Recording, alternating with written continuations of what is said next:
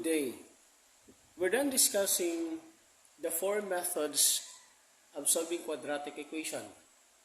The first one is solving quadratic equation using extraction of roots, solving quadratic equation using factoring, solving quadratic equation using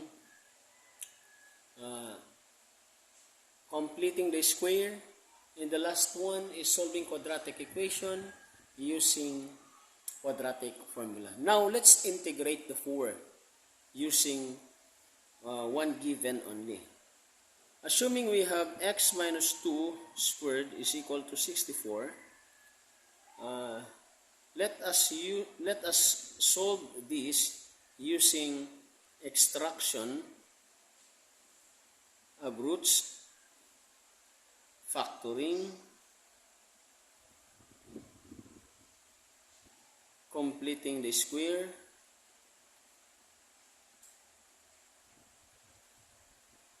and number 4, using quadratic formula. We're going to apply, integrate our knowledge in the fourth method of solving quadratic equation. First, let us solve x minus 2 squared is equal to 64 using extraction of roots. Okay, so first, solution, let us copy x minus 2 squared is equal to 64. Then let us multiply both sides by radical symbol. This is cancel. Remaining is x minus 2 is equal to square root of 64 is 8. So we have now x minus 2. Let us separate positive and negative is equal to positive 8. Okay. Then we have also x minus 2 is equal to negative 8. So the first is x is equal to 8 plus 2, x is equal to 10. The second one, x is equals to negative 8 plus 2, x is equals to negative 6. So, as you can notice, we have the first and the second values of x. This is the roots. The roots are x is equal to 10 and negative 6 of the given equation. X minus 2 squared is equal to 64. Next, let us use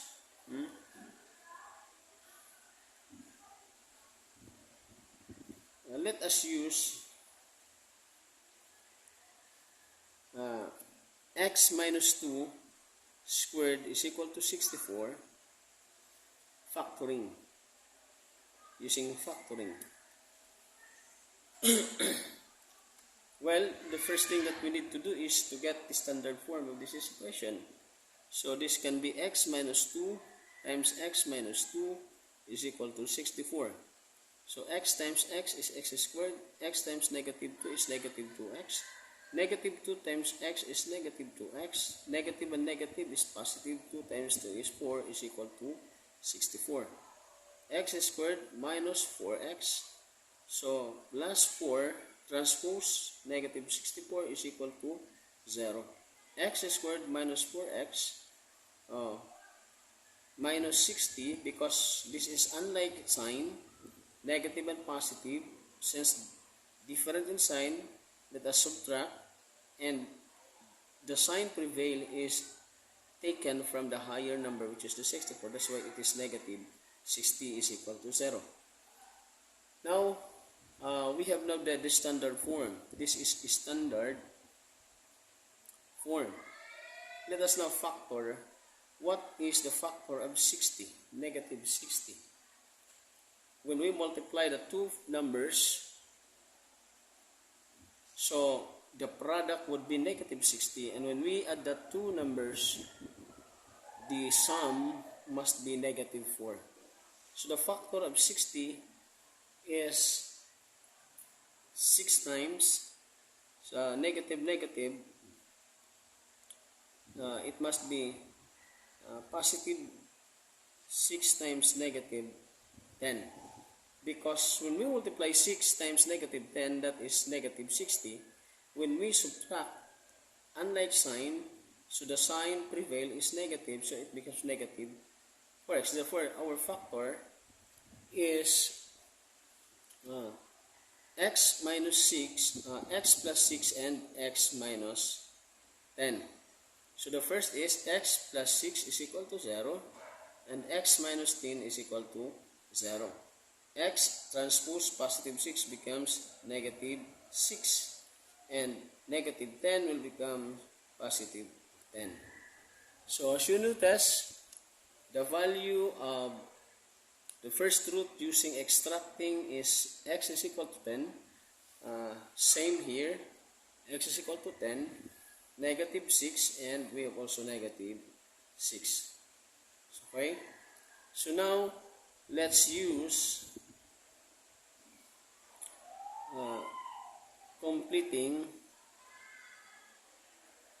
the square.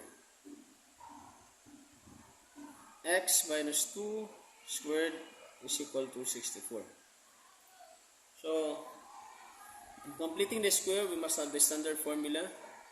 Then from the standard formula, let us change that to non-standard. So, let's take this number. So, x squared minus 4x minus 60 is equal to 0. Non-standard x minus 4x is equal to positive 60. Let us get the half of b, which is negative 4 over 2 is negative 2. Let us squared 4. So 4, let us use 4 in adding both sides of the equation. X squared minus 4x plus 4 is equal to 60 plus 4. Okay? Then x squared minus 4x plus 4, let us simplify. 60 plus 4 is 64. Let us get the factor. This is x minus 2 squared is equal to 64. So, if x squared is equal to 64, let us multiply both sides by 1/2. So, the remaining is x minus 2 is equal to plus or minus square root of 64 is 8. So the first value is x minus 2 is equal to positive 8. X is equal to 8 minus plus 2. X is equal to 10. Okay. The second one, no? The second one is x minus 2 is equals to negative 8. X is equals to negative 8 plus 2. X is equal to negative 6. So as you can see, same values arrive using completing the square. The value of completing the square is x 10 and negative 6. Factoring, x is negative 6 and x another is 10. We have also the extraction of the roots. X is 10 and negative 6.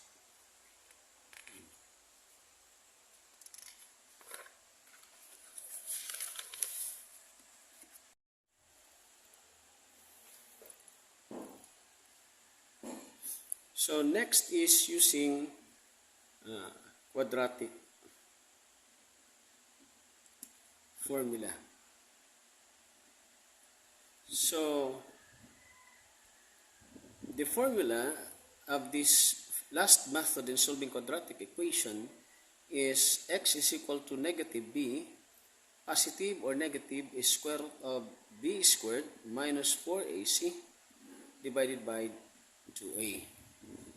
So this is the quadratic formula. So if we have the problem x squared is equal to 64, let us first simplify this and to arrive a standard equation. So x minus 2 raised to second power is same as x minus 2 times the quantity of x minus 2 is equal to 64. So let's simplify these quantities, x times x is x squared, x times negative 2 is negative 2x, negative 2 is negative 2x, then positive 4 is equal to 64. Then x squared combined like terms, negative 4x, then plus 4 transpose 64 is equal to 0. So x squared, negative 4x, unlike sign subtract, this becomes negative 60 is equal to 0. So the standard equation is x squared minus 4x minus 60 is equal to 0. So the value of A is 1, the value of B is negative 4, and the value of C is negative 60. So our focus is in these values. Now let us use the formula. So the formula is x is equal to negative b, positive or negative square root of b squared minus 4ac all over 2a. So the value of a is 1, b is negative 4, c is negative 60. So let's substitute. Negative b is negative 4, positive or negative square root of negative 4 squared minus 4 times 1 times negative 60 all over 2 times 1. Then x is equals to negative and negative is positive 4. Positive or negative is square root of negative 4 squared is 16. Negative and negative is positive. 4 times 60 is 240. All over 2 times 1 is 2. So next is x is equal to 4 positive or negative. 16 plus 240 is 256 divided by 2. Square root of 256 is 16. Let's try. 16, 6 times 6 is 36, carry 3. 6 times 1 is 6 plus 3 is 9. 1 times 6 is 6. 1 times 1 is 1. 6, this is 15, carry 1. So, 2, 5, 6. So, the square root of